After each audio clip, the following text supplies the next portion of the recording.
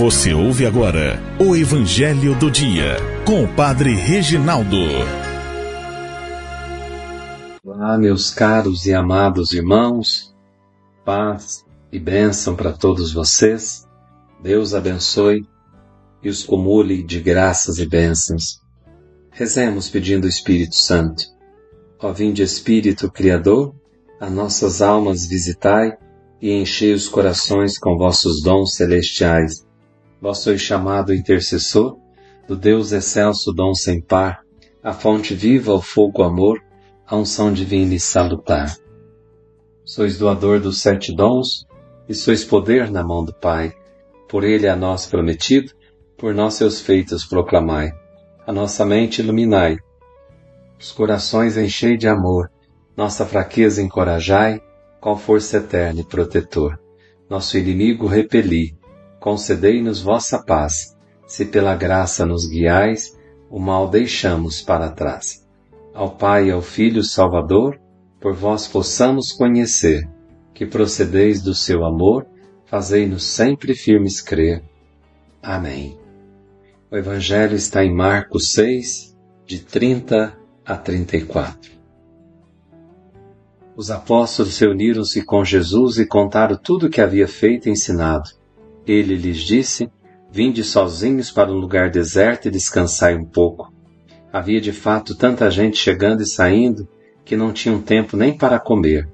Então foram sozinhos de barco para um lugar deserto e afastado. Muitos os viram partir e reconheceram que eram eles.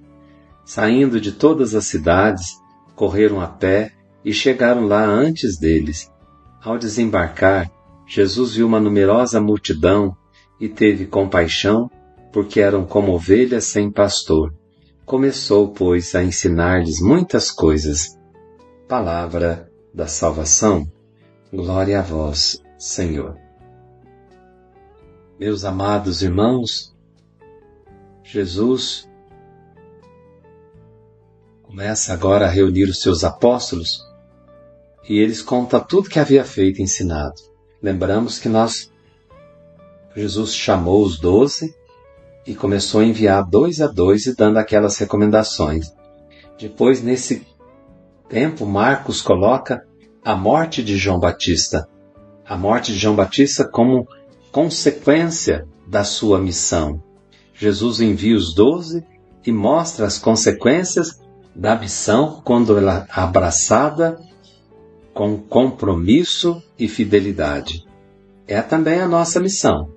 Quando nós abraçamos o compromisso, estamos comprometidos com a fé, com a comunidade, com a igreja, sempre parecerão alguns Herodíades, que são ciumentos, os invejosos, tem aqueles que têm poder, mas são fracos, também usam do poder não a serviço da vida, mas usam do poder a serviço da morte, não é?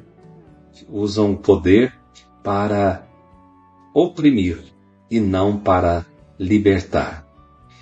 E hoje, no Evangelho, os discípulos chegam da missão e começaram a contar tudo que havia feito e ensinado.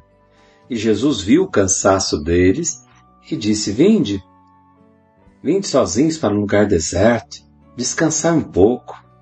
E o descansar dos discípulos não era não fazer nada. O descansar dos discípulos era estar com Jesus. Era estar com Ele, partilhar a vida com Ele, falar do que aconteceu. E Jesus ouvia, ensinava. E havia de fato tanta gente chegando e saindo que ele já não tinha nem tempo para comer. Não tinha mais tempo. Estava ocupado em dar-se aos outros. Estavam todos ocupados.